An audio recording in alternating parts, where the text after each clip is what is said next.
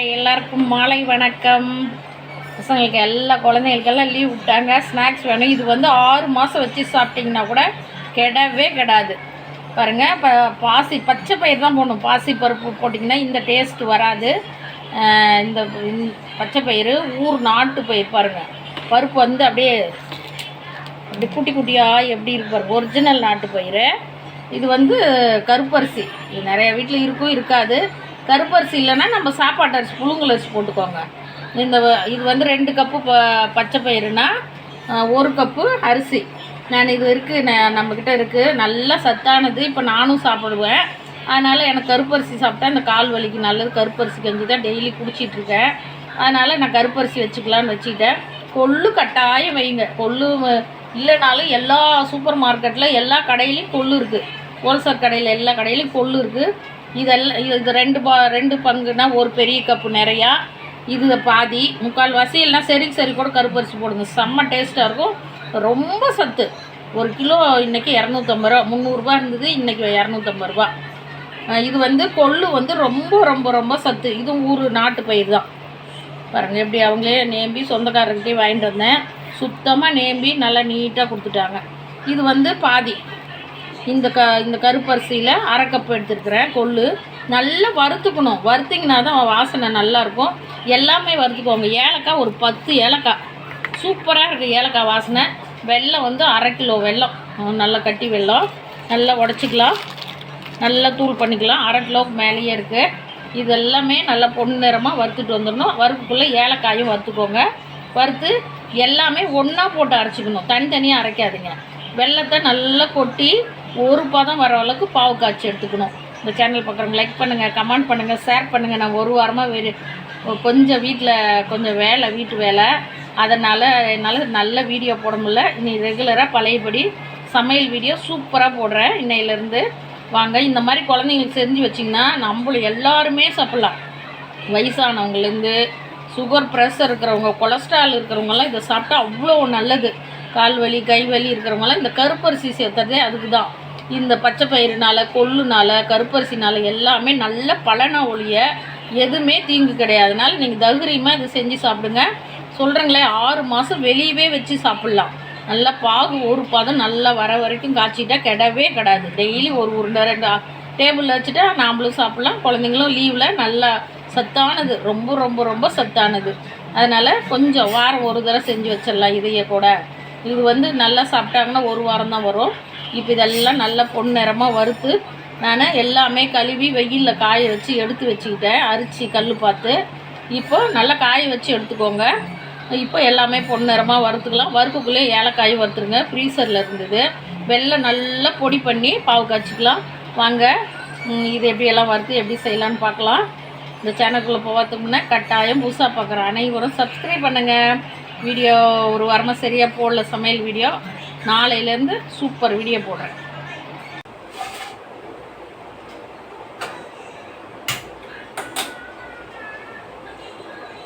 Stove பற்ற வச்சு கொள்ளு வறுத்துக்கலாம். எல்லாமே கல் பார்த்துக்கோங்க. கழுவி நல்லா வெயிலில் காய வச்சுக்கோங்க. அப்படின்னு உங்களுக்கு சுத்தமாக இருக்குது, கழுவ தேவையில்லைன்னா கல்லும் எல்லாமே நல்லா ஒரு பொன்னிறமாக வச்சுக்கணும். தீயை விட்டுறாதீங்க, வறுக்காத எடுத்துடாதீங்க. வறுக்காத எடுத்து தீயை விட்டுட்டிங்கன்னா டேஸ்ட்டே போயிடும். என்னடா நம்ம வீடியோ பார்த்து செஞ்சோமே சரியில்லைன்னு நினைக்காதீங்க.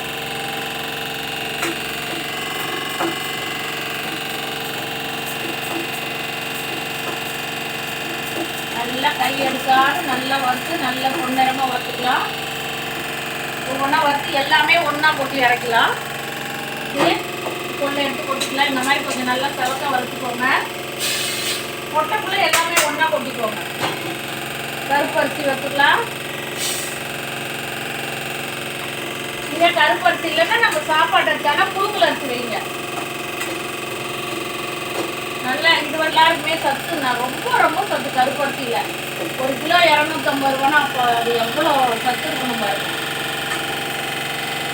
நாங்கள் இது விளையிற இடத்துலேயே ஆர்டர் பண்ணி அங்கேருந்து பார்சலில் வாங்கி ஒரு 3 பேர் பிரிச்சுக்கிட்டோம். தான் ஆளுக்கு 10 கிலோ பிரிச்சுக்கிட்டோம்.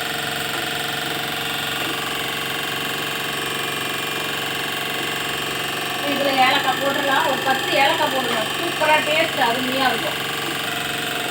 ரொம்ப டேஸ்ட்டாக இருக்கும். எல்லாருமே வயசானவங்கலேருந்து குழந்தைங்கள்லாம் ரொம்ப விரும்பி சாப்பிடுவாங்க. கிடவே கிடாது. இதே மாதிரி செஞ்சிங்கன்னா கிடவே கிடாது. இதெல்லாம் நாங்கள் சின்ன பிள்ளையா இருக்குள்ளே எங்கள் வீட்டில் செஞ்சு தருவாங்க. செஞ்சு வில்லேஜ்லாம் இப்போ உரி இருக்கும். அந்த உரியில் வச்சுருவாங்க. நாங்கள் அரிசி மூட்டை அடிக்கிருப்பாங்க. அது மேலே ஏறி ஏறி எடுத்து சாப்பிடுவோம்.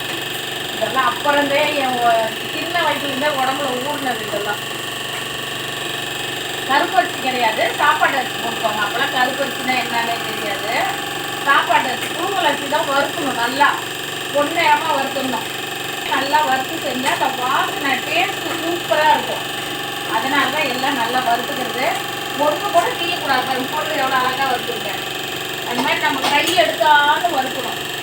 இந்த மாதிரி வறுத்துட்டே இருந்தோம்னா தீயவே தீயாது. வறுத்தாச்சு.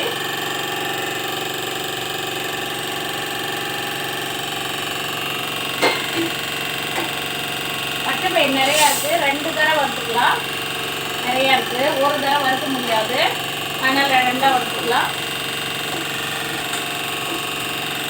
லீவில் வெயிலுக்கெல்லாம் கண்டதெல்லாம் கொடுத்த பசங்களுக்கு கஷ்டம்.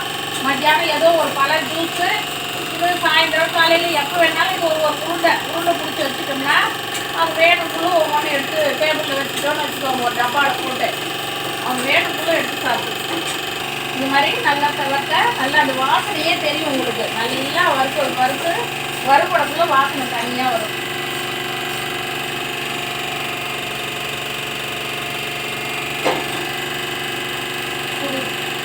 இது அதே மாதிரி வறுத்துக்கலாம். எல்லா வீடியோ பார்க்குறவங்களாம் லீவ் விட்டாங்க. எல்லோரும் என்னென்ன ஊருக்கு போகிறீங்க, எப்படி பிளான் பண்ணியிருக்கீங்க கமெண்ட் பண்ணுங்கள். ஜாலியாக பார்க்குறோம் நாங்களும்.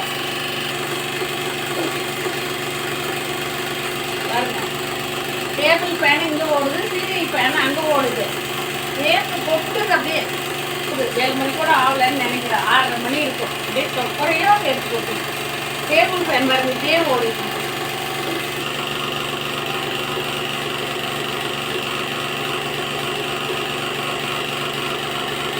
இதை அப்படியே கொண்டு போய் டேபிள் வச்சு ஃபேன் காற்றுல ஆறட்டும். அதுக்கப்புறம் என்ன செய்யலான்னு பார்க்கலாம்.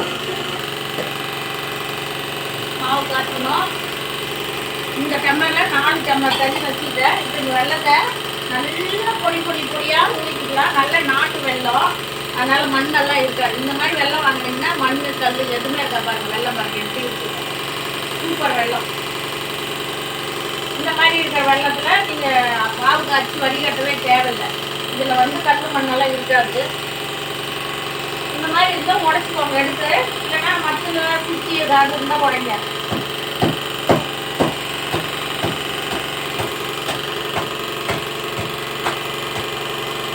புது வெல்லம்.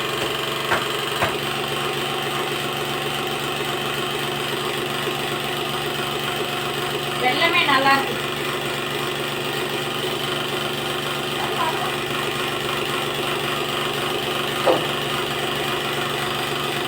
கரெக்டாக இருக்கு. வெள்ளத்துக்கு மேலே தண்ணி இருக்கணும். இந்த டம்ளரில் 4 டம்ளர் வைங்க. 3/4 கிலோ வெல்லம். ஏலக்காய் இதுலேயே போட்டாச்சு. ஏலக்காய், கொள்ளு, கருப்பரிசி, பச்சை பயிர், பச்சை பயிர், நாட்டு பயிர். நீங்கள் கருப்பரிசி இல்லைன்னா, கொள்ளு இல்லைன்னா வெறும் பச்சை பயிரும் நம்ம சாப்பாடு அரிசி புழுங்கல் அரிசி எந்த அரிசி இருந்தாலும் சரி, புழுங்கல் அரிசி நல்லா கழுவி காய வச்சு கூட வறுத்து போட்டுக்கோங்க. ரேஷன் அரிசி வறுத்து போட்டிங்கன்னா கூட அது ஒரு டேஸ்ட்டு தான். இதை நம்ம பேன் காட்டில் ஆற வச்சு ரொம்ப நைஸாக அரைச்சிடாதீங்க. உருண்டை ரொம்ப ஒரு டைட்டாக வாயில் வச்சு ஒட்டுற மாதிரி இருக்கும். கொஞ்சம் சொடன்னு அரைக்கணும். அதெல்லாம் நம்ம வாயில் வச்சு சாப்பிட்டக்குள்ள ரொம்ப நல்லா டேஸ்ட்டாக நல்லாயிருக்கும். அதனால் இந்த பேன் காட்டில் ஆற வச்சுக்கலாம். சொரன்னு அரைச்சிட்டு வாங்க. இதுலேயே ஏலக்காய் போட்டு அரைச்சிடுங்க. எங்களுக்கு தொட்டு இப்படி பண்ணணும். பாவு பதம் இல்லைன்னா உருண்டை கெட்டுரும். கட்டாயம் பாவு பதமாக செஞ்சுக்கோங்க. வெள்ளத்துக்கு மேலே நல்லா தண்ணி முழுக்கிக்கணும். இந்த டம்ளரில் 4 டம்ளர் தண்ணி வச்சுருக்கேன். 1.5 கிலோ பருப்பு எல்லா ஐட்டமும். இந்த மாதிரி எல்லாம் குழந்தைங்களுக்கு செஞ்சு கொடுங்க. லீவில் நல்லா சத்தானது. நல்லா பாவு காயிட்டு நல்லா கொதிக்கிட்டோம். கேட்காதே எல்லாம் செஞ்சு கொடுத்துருவேன். அவங்களுக்கு கரெக்டாக உடம்புக்கு ஒத்துக்கிற மாதிரி பாவு இப்படி பிரியாக ஊற்றுனா ஓகே. அங்கே பாருங்க, நல்லா வெள்ளை நுரெல்லாம் அடங்கி நல்லா இந்த மாதிரி பபுள்ஸ் வரக்குள்ள ஒரு கரெக்டாக. இதுதான் முதல் பதம், ஃபஸ்ட்டு பதம். இந்த மாதிரி வரக்குள்ளேயே வந்துச்சு பதம்னு அர்த்தம்.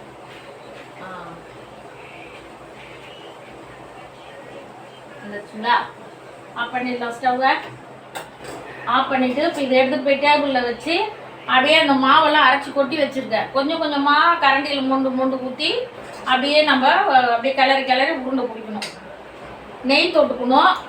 நெய் எடுத்துக்கலாம்.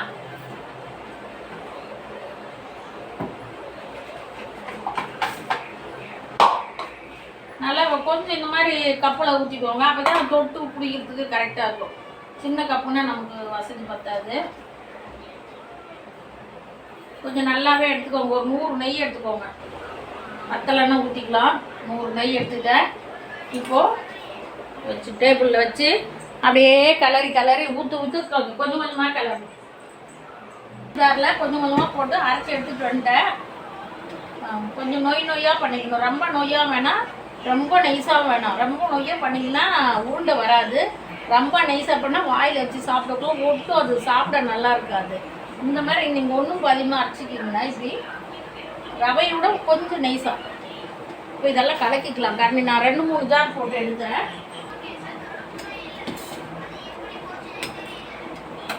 பாகும் கொதிக்குது, மாவு சூடாக இருக்குது. கலக்கி கொடுப்பீங்க. இன்னொரு கரண்டி எடுத்துட்டு விட இது கலக்கலாம். அந்த கரண்டியில் போட்டு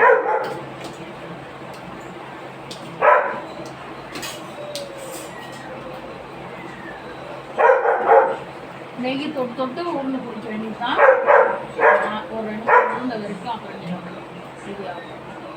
இந்த இதில் ஊற்றுறா கொஞ்சம் கொஞ்சமாக பிடிக்கலாம். நிறைய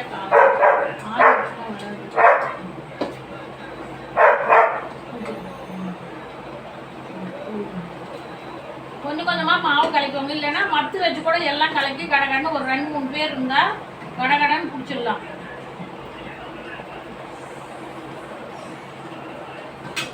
இது கொஞ்சம் கொலனே பிடிங்க. நான் நொய்யாக உடைச்சிருக்கல, அதனால இறுக்கிடும். கொஞ்சம் நெய் அதில் ஊற்றுங்க. அப்போ தான் பால் பிடிக்கிற மாதிரி. நெய் ஊற்றி சொல்கிறேன் என் பாப்பா.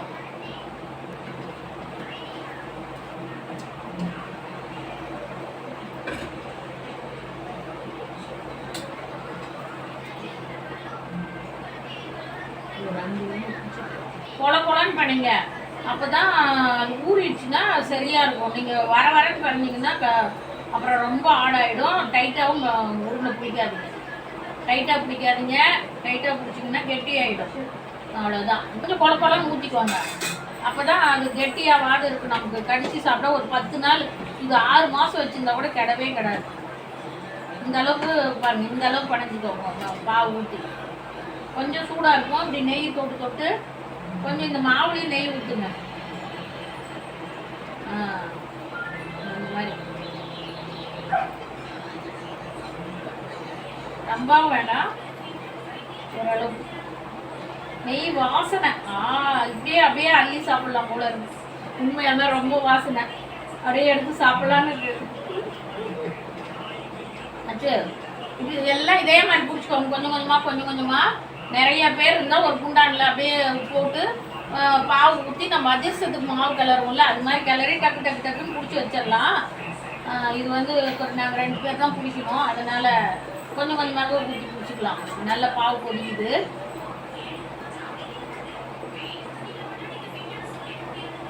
உருண்டை அழுத்து பிடிக்காதீங்க. பாருங்க, வரன்னு பிடிக்காதீங்க. கொஞ்சம் பாவு ஊற்றி கொஞ்சம் கொலனே பிடிங்க.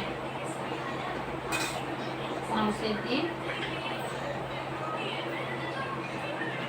நெய் கொஞ்சம் போட்டு நெய் இதுலேயே போட்டுக்கோங்க. கொதிக்குது, மாவும் கொதிக்குது, பாவும் கொதிக்குது. ஆனால் அப்படி பிடிச்சாதான் உருண்டை நிற்கும். கொஞ்சம்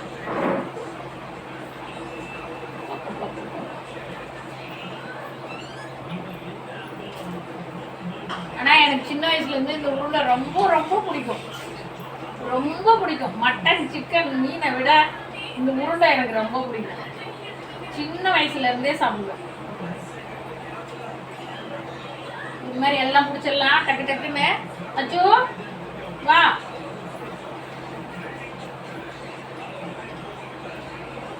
உருண்டை இப்படி லூஸாகவே பிடிங்க. அது இறுகிடும், ஏன்னா நம்ம நொய்யா இருக்குது, அந்த பாகு ஊறிடும் அந்த நொய்யில்.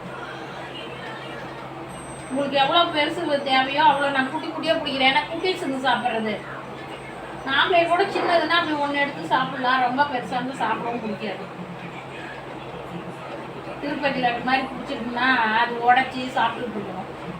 அப்புறம் பச்சைப்பயிறு, கொள்ளு, கருப்பரிசி, பச்சைப்பயிறு உருண்டை பிடிச்சாச்சு. நீங்களும் இதே மாதிரி குழந்தைங்களுக்கு பிடிச்சி வச்சு கொடுங்க. 6 மாதம்னா கூட கெடாது. பாவு கட்டாயம் ஒரு பதம் வரணும். இதே மாதிரி பிணைஞ்சு கொடுங்க. நெய் போட்டுக்கோங்க. நெய் போட்டால் ரொம்ப டேஸ்ட்டாக இருக்குது. நெய் ஊற்றி தான் நாங்கள் 100 நெய் ஊற்றினோம்.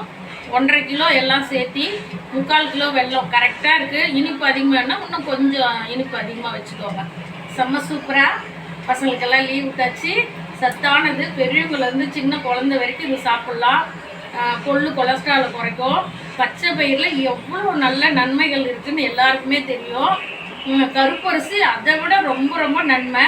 எல்லாமே ரொம்ப சத்தானது, உடம்புக்கு தேவையானது, பாதிப்பு இல்லாத நல்லா செஞ்சுருக்கேன். இதே மாதிரி நீங்களும் செஞ்சு குழந்தைங்களுக்கு வச்சு கொடுங்க. 6 மாதம்னா கூட கெடாது.